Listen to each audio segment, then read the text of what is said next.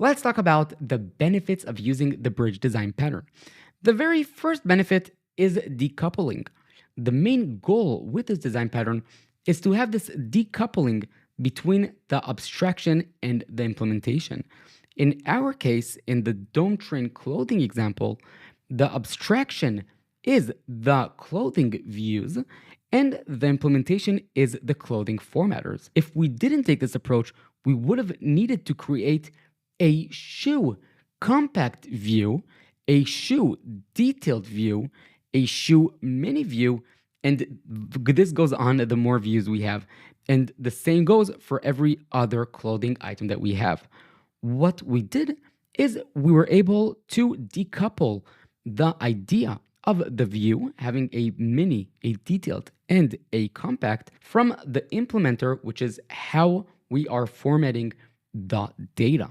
This not only reduced significantly the number of classes that we have, but also now we have the logic of the compact view sitting simply in one class, which is the compact clothing view.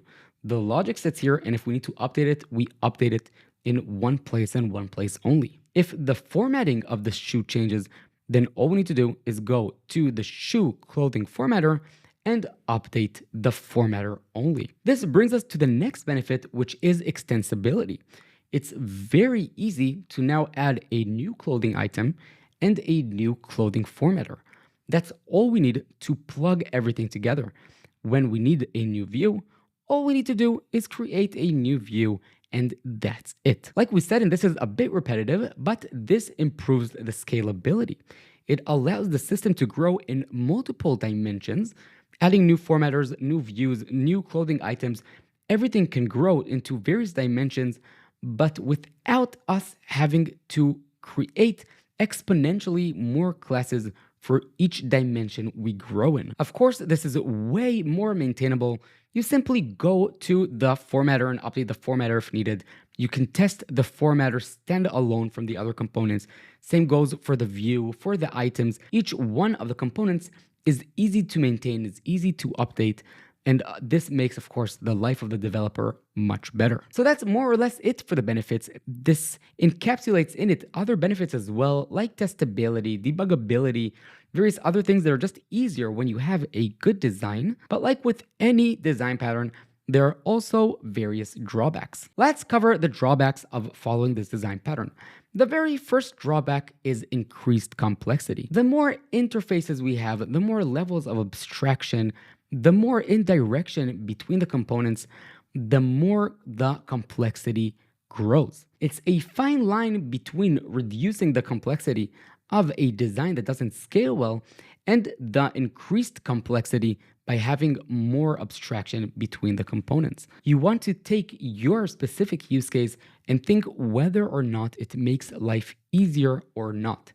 If it increases the overall complexity and you don't see the system growing and scaling, where the increased complexity at the moment is worth the decreased complexity in the long run, then it may not be worth introducing this pattern. This brings us to the next drawback, which is the learning curve. If you are onboarding to a project and the project is following the bridge design pattern, then the cognitive load, the complexity, the initial complexity of understanding how the project works is higher when we have more indirection. Let's say you're just looking at a piece of code and you see you have the display method being called on some object where the variable name will likely not be detailed jeans view, but it will just be view or something like that. You won't know what's the underlying view type, and you won't know what's the underlying clothing item or formatter. All you have is this display method that has in it a clothing formatter. But the clothing formatter is also just an interface and you don't know what's sitting behind it. Understanding how the system is built can be a bit more complex when following this design pattern, and you want to take this into account. If you have developers that aren't familiar with this pattern, then the learning curve will definitely be higher when following this pattern. The next drawback is design challenges. I simply came and I said, let's have the clothing views as the abstraction. Let's have the formatter as the implementer. etc., etc. I gave you the design, and this seems to make perfect sense. And we have a project that is well structured and it seems like it'll be easy to scale, to maintain, etc. But coming up with a good design can be complex. It's not always simple to find the right line between the abstraction and the implementer, and it's not hard to over engineer the solution, to under engineer the solution, to just get it wrong and have some weird coupling between the various formatters or the various items. The design part is important to get right and is not always that simple. The last drawback, and this will likely be intuitive for most of you, and that is that the initial development time will be higher.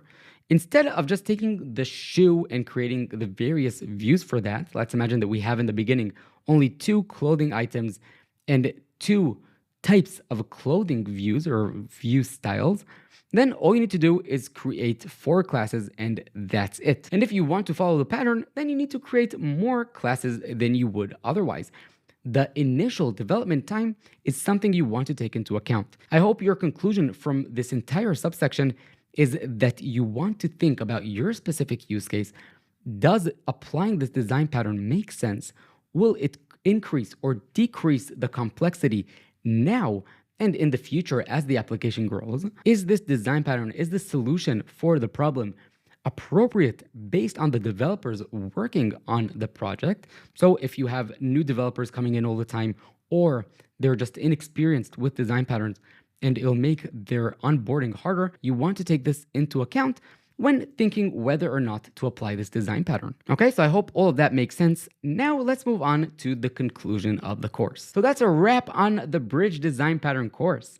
I know the cognitive load is a bit higher in this course compared to the other design pattern courses, but I hope that now that you're familiar with this pattern, then it'll be easier for you to not only onboard projects that are following this design pattern, and also it gives you the understanding of why such a design can be very, very powerful. I hope you enjoyed this course and you learned something new. What I would recommend for you to do now is to take a look at the list of design patterns here on Dome Train. Choose the one that seems the most interesting to you, and I'll see you there.